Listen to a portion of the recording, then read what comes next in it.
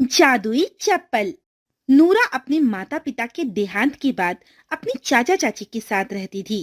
एक दिन जब कपड़े धोते हुए उसे बहुत देर हो जाती है तो उसकी चाची चिल्लाते हुए उसे कहती है, ये लो, महारानी अभी तक कपड़े धोने में ही लगी है। लगता है ये आज हमें भूखा ही मार देगी। तू कपड़े ही धोते रहेगी तो खाना कब बनाएगी?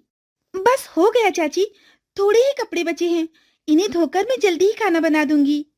उसकी चाची उसे खूब सुनाकर चली जाती है और जाकर आराम करने लगती है। और नूरा जल्दी जल्दी से कपड़े धोकर रसोई में जाकर खाना बनाने लगती है। तभी खाना बनाते हुए उसके हाथ से सब्जी गिर जाती है और उसकी आवाज सुनकर उसकी चाची चिल्लाते हुए वहां आती है, अरे क्या कर दिया?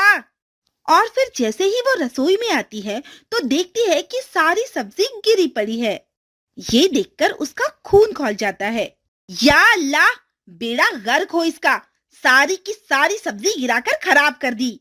अब हमें क्या तू खुद को खिलाएगी? नहीं चाची, वो मेरा पैर फिसल गया था। मैं फिर से सब्जी बना दूंगी। आ हा, फिर से बना दूंगी, जैसे कि सब्जी में पैसे ही नहीं लगते। अब चल जा, जल्दी से दूसरी सब्जी बनाकर लेकर आ, बहुत जोर से भूख लगी है।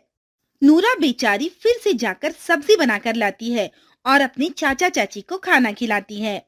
और उसके बाद जो थोड़ा बहुत खाना बच जाता है उसे खाने लगती है। आज उस बेचारी को काम करते हुए सारा दिन हो जाता है और वो एक पल के लिए भी थोड़ा आराम नहीं कर पाती। और जब वो किचन का सारा काम कर लेती है तो जो सब्जी गिर गई थी उसे वो बाहर कचरे में फेंकने चली जाती है। जैसे ही वो सब्जी फेंक कर वापस आने लगती है तभी उसे कूड़े के ढेर में अजीब सी चप्पल दिखाई देती है। चप्पल? पर ये किस काम की? वो चप्पल दिखने में कुछ अलग सी थी, इसीलिए नूरा की नजर उस चप्पल से हट ही नहीं रही थी। और फिर वो उन चप्पलों को कूड़े से उठाकर ले आती है और उसे अपने पलंग के नीचे रख देती है और सोने की कोशिश करती है। उसे अपनी चाची के बर्ताव की वजह से बहुत रोना आ रहा था। वही याद करके वो रोने लगती है। पता नहीं चाची मुझसे इतनी नफरत क्यों करती है। मैं तो घर का सारा काम करती हूँ, उनकी हर बात मानती हूँ, लेकिन फिर भी वो मुझे हमेशा डांटती रहती है। तभी रोती हुई नूरा के आंसू पलंग के नीचे रखी हुई चप्पलों पर गिर जाते हैं और उसमें से कुछ अजीब सी आवाज आने लगती है। ये आवाज कैसी है? तभी उसकी नजर नीचे रखी चप्पलों पर पड़ती है। नूरा मन ही मन सोचने लगती है, ये चप्पल कितनी अजीब है। मैंने आज से पहले ऐसी चप्पल कभी नहीं देखी। मैं इन्हें पहन नहीं सकती तो ये मेरे किसी काम की नहीं।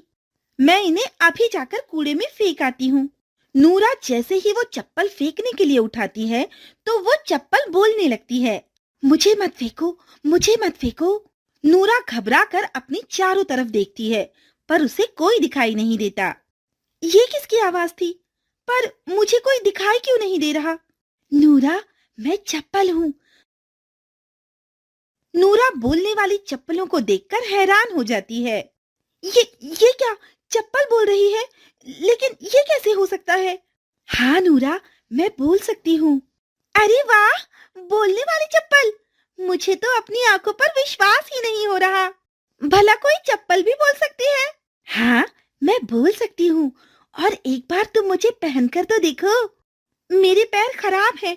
भला मैं तुम्हें पहनकर क्या करूंगी? एक बार मुझे अपने पैरों में डालकर तो देखो, फिर तुम खड़ी भी हो पाओगी और चल भी सकोगी। फिर नूरा जैसे ही उन चप्पलों को पहनती है तो उसके पैर एकदम ठीक हो जाते हैं और उसके पैरों में कोई भी तकलीफ नहीं होती, जिससे वो सही से चल भी पा रही थी। अरे, मैं खड़ी हो सकती हूँ और मैं चल भी सकती हूँ। हाँ, मैं चल सकती हूँ। मैंने कहा था ना कि तुम चल सकती हो।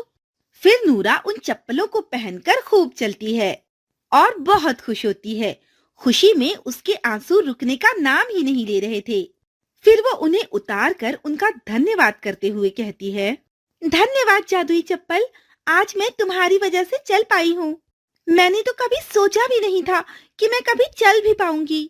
आज के बाद तुम आराम से चल पाओगी। मैं हमेशा अच्छे लोगों की मदद करती हूँ। और हाँ, तुम मुझे पहनकर गायब भी हो सकती हो। बस मुझे पहनने के बाद तुम अपनी इच्छा बोलना और तुम गायब हो जाओगी और जहाँ जाना चाहोगी पहुंच जाओगी। मैं हमेशा तुम्हें अपने पास संभाल कर रखूंगी, कभी अपने से दूर नहीं होने दूंगी। नूरा उन चप्पलों को पाकर बड़ी खुश थी और वो उन चप्पलों को बड़े आराम से पलंग के नीचे रखकर सो जाती है। और फिर अगली सुबह अब नूरा उन चप्पलों को पहनकर सही से चल पा रही थी और वो घर का काम भी जल्दी जल्दी कर लेती है। तभी वो अपनी चाची को आता हुआ देखती है तो जल्दी से चप्पलों को उतारकर छुपा देती है। और जब उसकी चाची घर का पूरा काम पाती है तो हैरान हो जाती है। ए नूरा, सही सही बता, रात ही रात में तूने कौन सा जादू सीख लिया जो तूने इतनी जल्दी जल्दी काम कर लिया? और नूरा मन ही मन सोचने लगती है, नहीं नहीं, मैं चाची को चप्पलों के बारे में कुछ नहीं बताऊंगी। अगर मैंने चाची को चप्पलों के बारे में बताया तो वो मुझसे मेरी चप्पल ले लेंगी और मैं फिर से अपाहिज हो जाऊंगी। और फिर वो अपनी चाची को जादुई चप्पलों के बारे में कुछ नहीं बताती और चाची के जाने के बाद वो फिर से चप्पल पहनकर बड़े मजे से घर का काम करने लगती है। और फिर जैसे ही उसकी चाची आती वो उन चप्पलों को छुपा देती। इससे वो घर का काम भी जल्दी कर पाती थी और उसे चलने में भी कोई दिक्कत नहीं होती थी। वो एक पल के लिए भी उन चप्पलों को अपने पैरों से नहीं उतारती थी। रात होने पर ही वो चप्पलों को उतारती थी और फिर सुबह होते ही वो उन चप्पलों को पहन लेती थी। एक दिन की बात है, नूरा की चाची उसे बाजार से सब्जियां लाने के लिए कहती है। नूरा, अभी के अभी बाजार जाकर जल्दी से सब्जियां लेकर आ जा। अगर तूने सब्जियां लाने में देर लगाई तो आज रात तुझे खाना नहीं मिलेगा। सब्जी का थैला नूरा के हाथ में देकर उसकी चाची चली जाती है। अब नूरा जल्दी से चप्पल पहनकर अपनी इच्छा बोलती है, ए जादुई चप्पल, मुझे जल्दी से सब्जी बाजार पहुंचा दो। अभी पहुंचती हूँ नूरा। फिर देखते ही देखते नूरा गायब हो जाती है और सब्जी बाजार पहुंच जाती है और जल्दी से सब्जी लाकर अपनी चाची के हाथ में पकड़ाते हुए कहती है, चाची, ये लो सब्जियां। उसकी चाची उसे हैरानी से देखते हुए कहती है, कहीं मैं सपना तो नहीं देख रही? तू सच में सब्जी लेकर आई है ना? हाँ चाची, मैं सब्जियां ले आई हूँ। आप थैला तो देखिए। सब्जी का थैला देखकर उसे यकीन नहीं हो रहा था कि एक लड़की इतनी जल्दी सारी सब्जियां कैसे ले आई। इसी तरह वो नूरा को जब भी किसी काम से दूर भेजती थी तो नूरा चप्पलें पहनकर अपनी इच्छा बोलती थी और जहाँ जाना होता था वो गायब होकर पहुंच जाती थी। उसकी हरकतें देख उसकी चाची को कुछ शक होता है, कुछ तो गड़बड़ है। कल तक ये एक काम भी ठीक से नहीं कर पाती थी और आज ये घर के काम के साथ साथ बाहर का काम भी बड़ी आसानी से कर लेती है। मुझे इसके ऊपर नजर रखनी होगी। और उस दिन के बाद चाची उसके ऊपर हर पल नजर रखने लगती है। जैसे ही रात होती है, नूरा अपने कमरे में सोने के लिए जाती है और उसकी चाची उसके कमरे के बाहर खड़े होकर खिड़की से छुपकर उसे देखने लगती है। नूरा अपने पैरों से चप्पलों को उतारती है तो उसके पैर पहले की तरह खराब हो जाते हैं और वो ठीक से चल भी नहीं पाती। ये देख नूरा की चाची हैरान रह जाती है। अच्छा, तो ये बात है, इसे तो मैं मजा चखाऊंगी। बड़ी चप्पल पहनकर चल रही थी, अब मैं भी देखती हूँ कि ये बिना चप्पलों के कैसे चलती है। फिर नूरा की चाची उसके सोने का इंतजार करने लगती है और जैसे ही वो सो जाती है तो उसकी चाची चुपके से उसकी चप्पलें चुरा लेती है। और फिर अगली सुबह जैसे ही नूरा उठती है और उन चप्पलों को पहनने के लिए जाती है तो पलंग के नीचे चप्पलों को ना पाकर परेशान हो जाती है। मेरी चप्पल कहाँ गई? मैंने रात को ही तो इन्हें पलंग के नीचे रखा था, फिर ये कहाँ जा सकती है? नूरा उन चप्पलों को ना पाकर बहुत रोती है। अब उसके पैर वापस पहले जैसे खराब हो जाते हैं और वो फिर से चल नहीं पाती और उसकी चाची उसे पहले की तरह चलता देख बहुत खुश होती है। बड़ी चप्पल पहनकर घूम रही थी। जब मैंने पूछा तो मुझे चप्पलों के बारे में बताया तक नहीं, अब इसे पता चलेगा। फिर जैसे ही वो उन चप्पलों को पहनने के लिए अपने पैर उस चप्पल में डालती है तो चप्पल हवा में उड़ने लगती है, जिसे देखकर वो घबरा जाती है और जोर जोर से चिल्लाने लगती है। भूत, कोई तो बचाओ, कोई तो बचाओ मुझे। तभी हवा में उड़ते हुए चप्पल सीधे नूरा की चाची के गाल पर पड़ती है और वो दर्द से चिल्ला उठती है। अरे मुझे क्यों मार रही हो? मैंने तुम्हारा क्या बिगाड़ा है? अरे कोई रोको इन्हें, खुदा के लिए मुझे कोई बचाओ इनसे। तभी नूरा को अपनी चाची के चिल्लाने की आवाज सुनाई देती है। ये तो चाची की आवाज है।